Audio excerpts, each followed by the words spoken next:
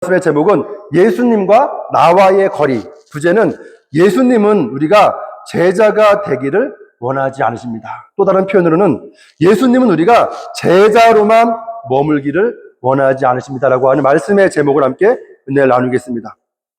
오늘 본문에는 세 가지 중요한 단어가 나옵니다. 부르심, 제자, 사도. 이 세 단어를 기억하면서 말씀을 함께 나누겠습니다. 많은 사람들이 신앙생활을 이렇게 생각합니다. 신앙생활이란 예수님을 믿는다, 구원을 받는다, 천국에 간다. 물론 이것은 틀린 말이 아닙니다. 하지만 성경은 그보다 더 깊은 신앙의 구조를 우리에게 말해주고 있습니다. 예수님은 우리가 단지 구원받는 것에서 멈추기를 원하지 않으십니다. 예수님은 구원받은 사람들이 세상 속으로 보내지는 삶을 살기 원하신다는 거예요. 복음서를 보면 예수님을 따르는 사람들 안에는 5단계의 구조가 있습니다. 첫 번째, 무리들, the crowds.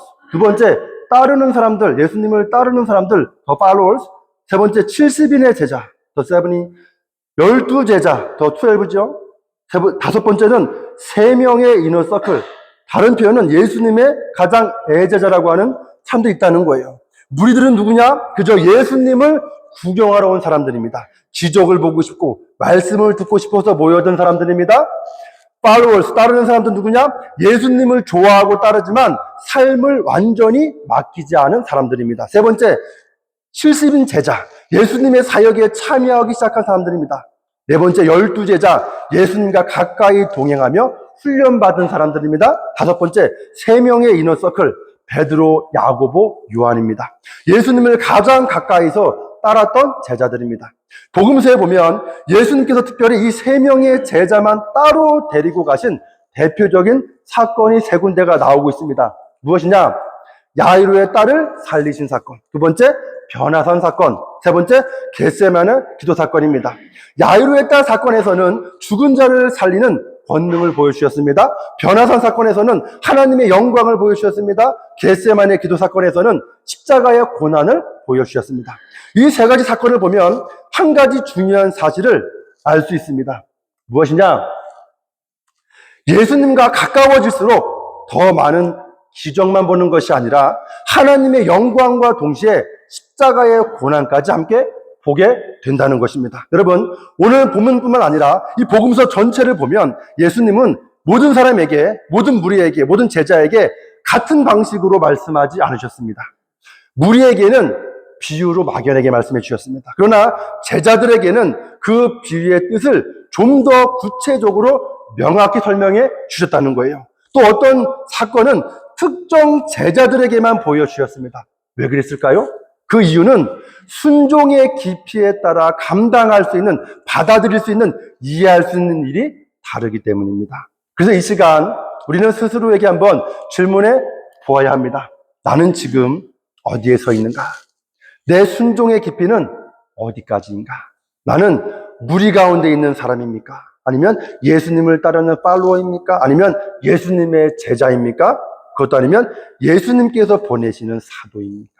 여러분, 여기서 한 번 더 질문해 보기 원하는 것은 나를 무리해서 예수님을 따르는 사람으로, 예수님을 따르는 사람에서 예수님의 제자로, 예수님의 제자에서 예수님의 사도로 나아가지 못하게 하는 걸림돌은 또한 무엇인가?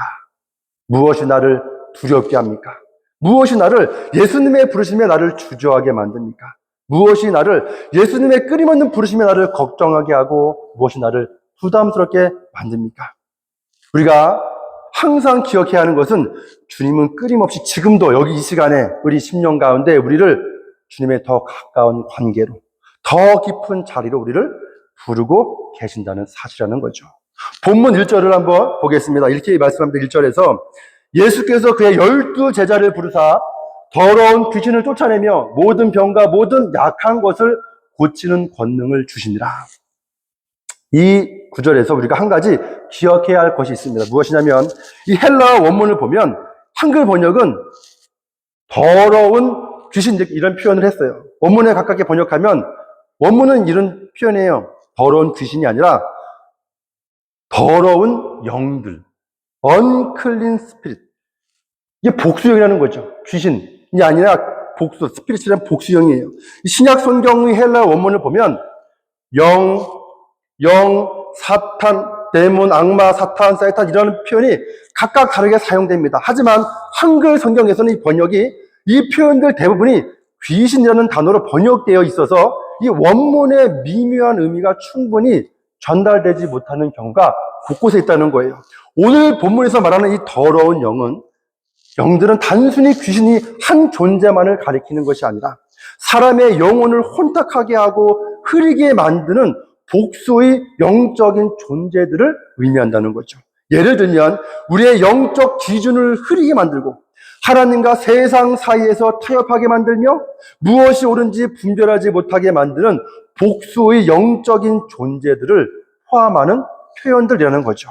그래서 예수님께서는 한 영이 아니라 영들이 있기 때문에 예수님께서는 제자들에게 더러운 영들을 이기는 권능을 주신 거예요. 왜냐하면 나 홀로 싸워 이길 수 없기 때문에. 여러분 1절에 보면 예수님께서 주신 능력은 또한 단순히 다른 사람, 불신자를 돕기 위해서 주어진 것이 아닙니다. 먼저 우리 자신을 위해 필요한 능력이라는 거죠. 우리 안에는 때때로 하나님의 부르심을 듣지 못하게 하는 마음도 있고 주님의 뜻을 보지 못하게 하는 영적인 탁함도 있고 두려움과 염려, 우리의 영혼과 마음과 몸을 붙잡고 있는 연약함과 상처 이런 것들이 있을 수 있습니다. 우리는 먼저 우리 자신의 영을 위해서 내 심령을 위해 하나님께 기도를 먼저 해야 한다는 거예요. 우리의 영을 새롭게 하시고 우리의 몸과 마음과 감정의 약함을 고쳐달라고 우리는 먼저 구해야 되는 줄 믿습니다. 그때 하나님께서 우리의 삶을 치유하시고 회복시켜 주시는 줄 믿습니다. 우리의 영적인 부분뿐만 아니라 정신적인 부분과 육체적인 연약함까지 주님의 능력으로 먼저 치유되고 먼저 우리가 회복되어야 한다는 거예요. 그래야 비로소 우리는 하나님의 능력을 받고 치유와 회복을 경험한 후에 세상 속으로 나갈 수 있다는 것입니다. 여러분, 예수님이 주신 능력은 먼저 나를 회복시키고 그 다음에 세상을 섬기게 하는 능력인 줄 믿습니다. 다시 강조하지만 예수님과의 관계가 깊어질수록 예수님의 영광만 보는 것이 아니라 예수님의 십자가의 고난도 더 분명하게 보이기 시작합니다. 이것이 무엇을 의미할까요? 단순히 구원받았다는 사실을 아는 것을 넘어서 예수님과의 이 마음의 거리, 믿음의 거리, 관계의 거리가 가까워질수록 하나님의 구원의 섭리를 더 깊이 깨닫게 된다는 거예요. 그리고 어느 순간 예수님의 사역이 나의 사역이 되고 나의 일이 예수님의 일이 되는 삶으로 우리가 나아가게 된다는 것입니다. 이것이 바로 예수님과 내가 영적인 한 가족으로 묶이는 사도적인 삶이라는 거예요. 여러분, 예수님의 부르심에 지속적으로 순종하며 응답하는 사람에게는 더 깊은 영적 세계와 하나님의 일을 더 깊이 깨닫는 은혜가 열리는 줄 믿습니다. 이 말씀은 우리에게 중요한 사실을 알려줍니다. 무엇이냐? 신앙생활에서 중요한 것은 단순히 신앙세월의 연수, 즉 얼마나 내가 오래 믿었느냐만이 아니라 순종의 깊이 또한 중요하다는 것입니다. 어떤 사람은 신앙생활의 시간은 길지만 깊이가 부족할 수 있습니다. 또 어떤 사람은 깊은 영적 경험은 있지만 그것이 오래 지속되지 못할 수도 있습니다. 또 어떤 사람은 예를 들어서 바리새인과 사두개인 그리고 서기관과 율법학자들은 평생 신앙생활을 해온 종교 지도자였습니다. 그러나 그들은 눈앞에 계신 메시아 예수 그리스도를 알아보지 못했습니다. 신앙생활의 시간은 길었지만 영적인 깊이가 부족했던 것입니다. 또 다른 예로 이 사도 베드로, 이 베드로의 초기 모습을 우리가 생각해 볼 수 있습니다. 베드로는 예수님과 함께 다니며 다른 제자들보다 더 특별한 영적인 체험, 영적인 경험을 했습니다. 물 위를 걷는 경험을 했고 변화산에서 모세와 엘리야를 보는 경험도 했으며 예수님의 십자가 고난에 대한 예언의 말씀도 직접 들었습니다. 그러나 마태복음 26장에 가면 그런 놀라운 경험을 했던 베드로조차 결국 예수님을 3번 부인하게 된다는 것입니다. 이것은 우리에게 중요한 교훈을 주지요. 신앙은 단순히 신앙생활의 시간이 길다고 해서 성숙해지는 것도 아니고 또 깊은 영적 체험을 했다고 해서 끝까지 그것이 유지되는 것도 아닙니다. 우리의 신앙은 점점 더 길어지고 동시에 점점 더 깊어져야 하는 것입니다. 신앙생활의 핵심에는 단순히 오래 믿는 것이 아니라 예수님의 부르심에 끊임없는 부르심에 겸손한 심령으로 점점 더 깊이 순종하고 점점 더 오래 순종하며 살아가는 삶인 줄 믿습니다. 여러분, 다시 1절을 보면 예수님은 무리를 제자로 부르십니다. 본문 1절, 예수님은 무리 가운데서 제자를 부르십니다. 예수께서 그의 12 제자를 부르사. 제자는 제가 좀 전에 말씀드렸듯이 예수님을 구경하는 사람이 아닙니다. 제자는 예수님에 대해서 배우는 사람입니다.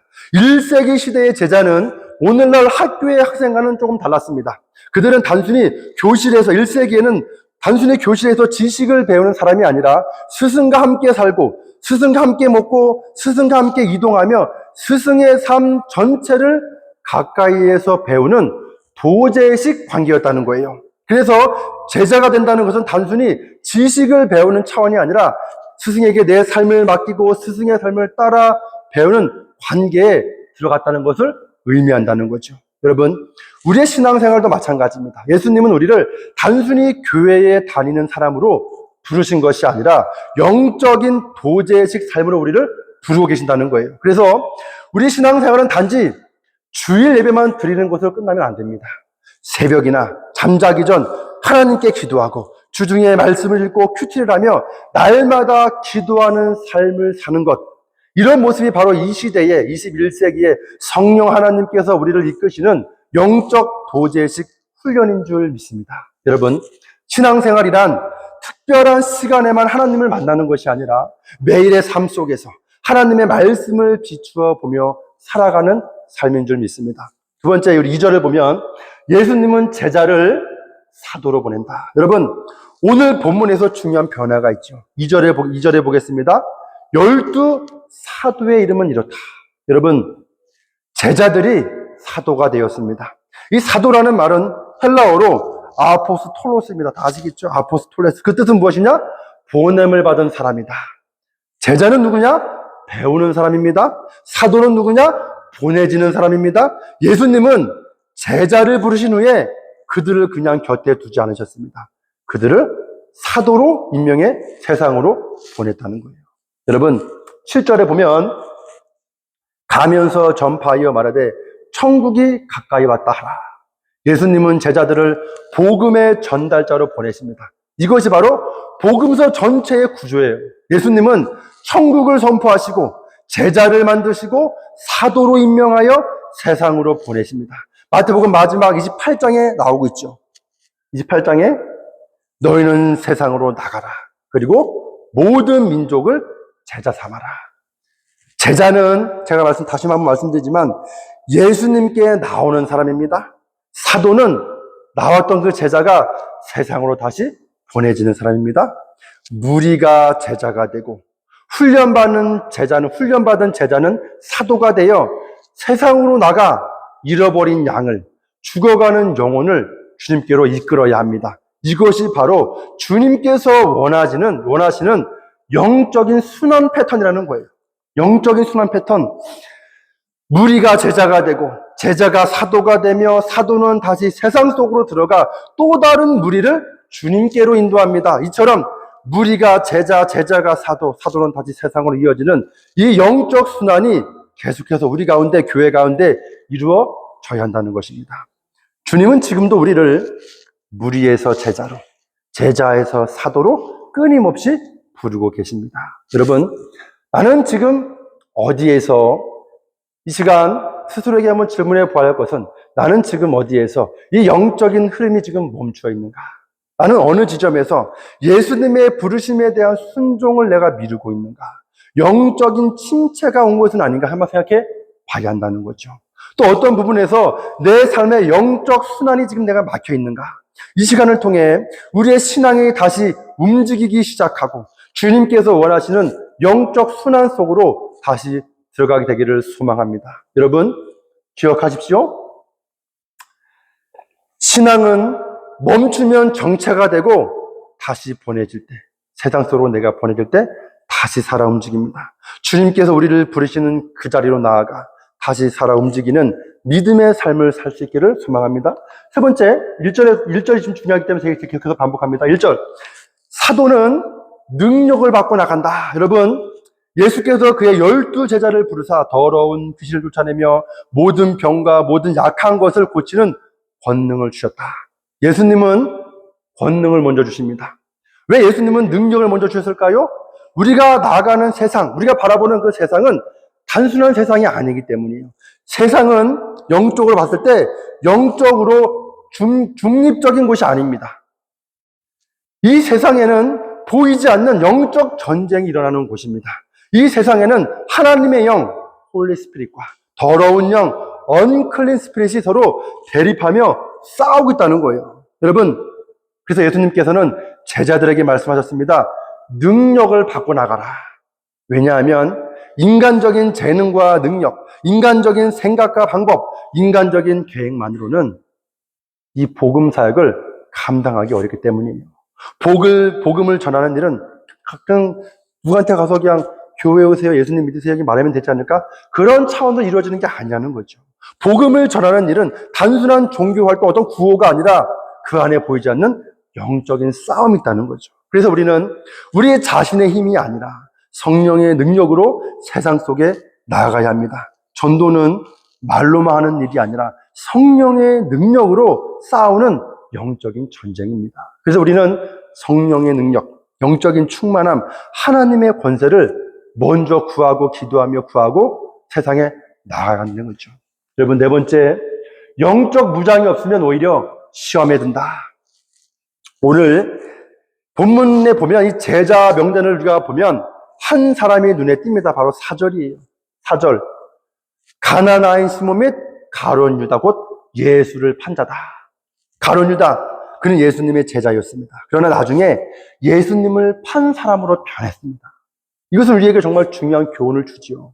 사명을 받은 사람도 언제든지 예수님께 훈련받은 그 사람도 우리가 봤을 때 저 사람은 참 믿음이 좋다 라고 하는 그 사람도 언제든지 시험에 들 수 있다는 거예요. 여러분, 사람을 보면서, 믿음의 사람을 보면서 시험 들지 마시길 바랍니다. 그 사람도 시험에 들 수 있습니다. 여러분, 언제든지 사명받은 그 목회자도, 그 장로님도, 그 권사님도, 그 선교사님도 언제든 시험에 들 수 있다는 거예요. 영적으로 방심하면 시험에 들 수 있다는 거죠. 여러분, 세상은 쉽지 않습니다. 그래서 예수님께서 말씀하시죠. 오늘 본문은 아니지만 16절에 뱀같이 지혜롭고 비둘기같이 순결하라. 여러분, 세상은 뱀처럼 교활합니다. 그래서 영적 준비 없이 우리가 세상 속으로 들어가면 오히려 우리의 믿음이 흔들릴 수 있습니다. 세상에는 이리와 같은 위험이 있고 뱀과 같은 유혹이 있기 때문입니다. 우리가 깨어있지 않으면 한때는 순결하고 거룩했던 우리의 마음이, 한때는 하나님의 성령으로 충만했던 우리의 마음이 세상의 영향력 속에서 점점 더럽혀지고 오염되고 왜곡될 수 있다는 거죠. 여러분, 어떤 사람은, 어떤 신앙인은 신앙이 갈기갈기 찢기듯 흔들리기도 합니다. 어떤 신앙인은 무신론으로 빠지기도 합니다. 또 어떤 신앙인은 동일한 신앙인들을 향해 냉소적이고 비판적인 태도로 변하기도 합니다. 또 어떤 신앙인은 신앙의 힘을 잃고 믿음의 힘을 잃고 마음이 약해지면서 점점 위축되고 지쳐버리기도 합니다. 더 나아가 무기력과 상처 속에서 자포자기하거나 체념하는 그런 상태에 이르기도 한다는 것입니다. 어떤 분은 영적으로 심각한 상태에 빠져서 본인은 모르지만 마치 산소 호흡기에 의지하듯 겨우 신앙을 유지하는 경우도 우리 주변에 있다는 겁니다. 여러분, 심지어 어떤 사람은 복음을 전하러 세상에 나갔다가 오히려 세상을 사랑하게 되어 믿음을 떠나기도 한다는 거죠. 사도 바울은 그런 사람을 성경에 기록하고 있습니다. 디모데후서 4장 10절에 보면 이렇게 말하죠. 데마라고 하는 이 동역자는 이 세상을 사랑하여 나를 버리고 세상으로 떠나갔다. 여러분, 데마는 바울과 함께 사역하던 동역자였습니다.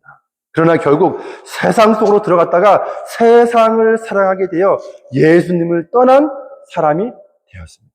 여러분, 제 주변뿐만 아니라 아마 여러분 주변에도 이런 분들이 계실 거예요. 처음에는 뜨거운 믿음을 가지고 있었습니다. 어떤 분은 선교사가 되겠다고 결단하기도 했고, 어떤 분은 목회자가 되겠다고 헌신하기도 했습니다. 어떤 분은 장로님이나 권사님으로 열심히 봉사하며 주님의 일을 한때는 열심히 감당했습니다.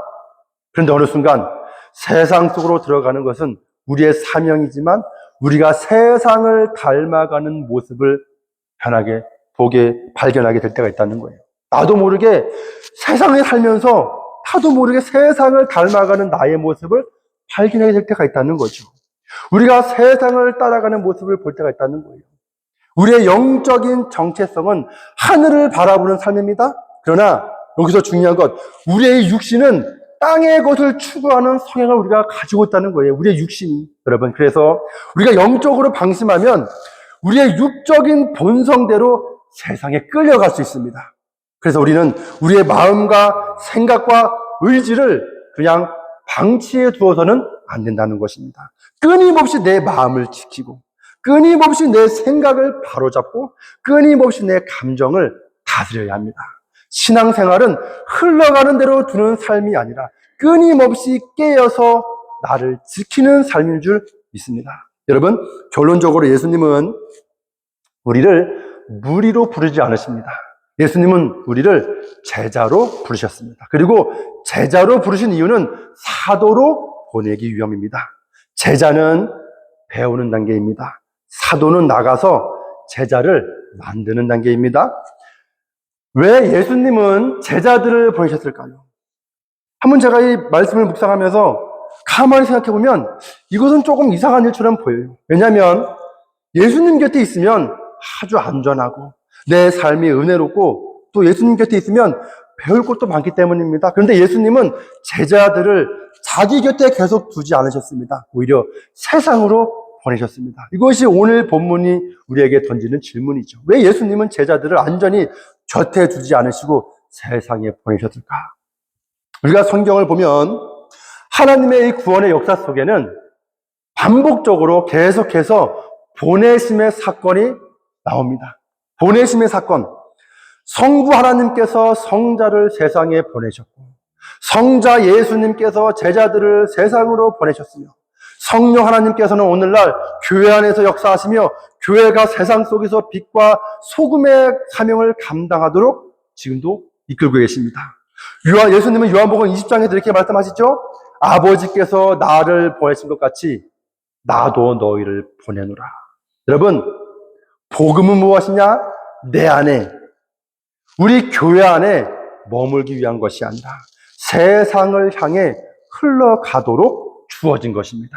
여러분, 복음은 믿는 순간 시작이 되는 거예요. 그리고 이 복음은 보내질 때, 흘러갈 때 비로소 복음이 완성이 된다. 여러분, 우리는 시작은 잘하죠. 하지만 주님이 말씀하신 복음의 완성은 때로는 주저할 때가 있습니다. 왜냐? 그 안에는 순종이라고 하는 이 부분이 담겨있기 때문이에요. 오늘 말씀의 제목, 예수님과 나와의 거리.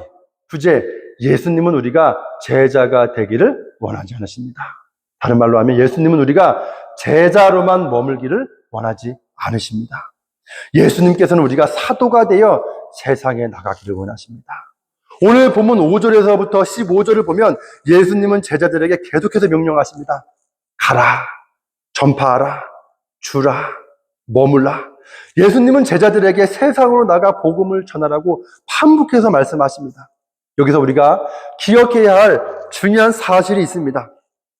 구원의 시작도 하나님이 하시고 구원의 과정도 하나님이 이루시며 구원의 완성도 하나님이 이루십니다. 그런데 하나님은 그 구원의 과정 속에서 우리를 사용하신다는 거예요. 하나님은 우리를 구원의 발로 사용하시고 구원의 손으로 사용하시고 구원의 입술로 우리를 사용하신다는 거죠. 발로, 손으로, 입술로 우리가 가만히 있을 수 없다는 거죠. 하나님은 우리를 사용하시기를 원하시기 때문에. 그래서 우리는 한 가지를 분명히 기억해야 합니다. 내 심령 가운데, 내 마음 가운데 누구한테 무엇을 말해야 되나. 하지만 그 사람은 안 될 것 같은데. 내 마음속에서는 내가 전해야 될 것 같지만 내 이성적 판단이 하지만 그 사람은 거부할 거야. 괜히 마음 상처받지 말아야지. 내가 전했다가 거부하면 내 마음 상처받으니까 이런 걸 우리가 하면 안 된다는 거예요. 왜냐? 하나님은 예수님은 우리를 발로 사용하시고, 손으로 사용하시고, 입술로 사용하기 원하신다는 거죠. 여러분, 우리는 그 구원의 도구로 하나님 우리를 사용하기를 원하신다는 거예요. 발에, 손에, 입술에는 의지가 없습니다. 손과 발에, 입술에는 자유의지가 없어요. 그냥 일꾼으로, 하나님의 도구로 사용하신다는 거죠. 우리가 구원을 이루는 사람이 아니라 구원의 통로로 사용되는 사람이라는 사실을 꼭 기억해야 합니다. 예수님께서는 오늘도 우리를 주님의 발로, 주님의 손으로, 주님의 입술로 사용하시는 줄 믿습니다. 따라서 이 시간 다시 한번 우리가 회복해야 할 것은 무엇인가? 첫 사랑의 사명입니다. 처음 우리가 예수님을 만났을 때 우리의 마음에는 모두가 이런 고백이 있었습니다. 진정으로 예수님을 만난 그 신앙인은 이런 고백이 다 있어요. 주님, 내 삶을 드리겠습니다. 주님, 내가 여기 있습니다. 나를 사용하여 주옵소서. 하지만 세상에 살면서 우리는 그 사명을 잃어버립니다. 나도 모르는 사이에 내 영이, 내 심령이 언클린해진 것입니다. 그러나 성령님은 지금도 살아서 우리에게 말씀하십니다. 다시 일어나라. 다시 나아가라. 다시 사명을 붙들라. 이 시간 우리가 다시 한번 기억해야 할 것은 예수님은 오늘도 우리를 무리에서 제자로, 제자에서 사도로 부르시는 줄 믿습니다. 그리고 우리 각자의 삶의 자리에서, 직장에서, 가정에서, 삶의 현장에서 사도적인 삶을 살아가기를 원하시는 줄 믿습니다. 뱀처럼 지혜롭고 비둘기처럼 순결하여 세상에 동화되지 말고 성령의 능력으로 세상 속에서 복음을 살아내는 예수님의 사도들이 되시기를 주님의 이름으로 축복합니다. 그리고 오늘 본문 말씀처럼 주님께서 맡기신 사명을 충성되게 감당하여 착하고 충성된 일꾼으로 주님께 칭찬받는 우리 모두가 되기를 소망합니다. 우리 다 같이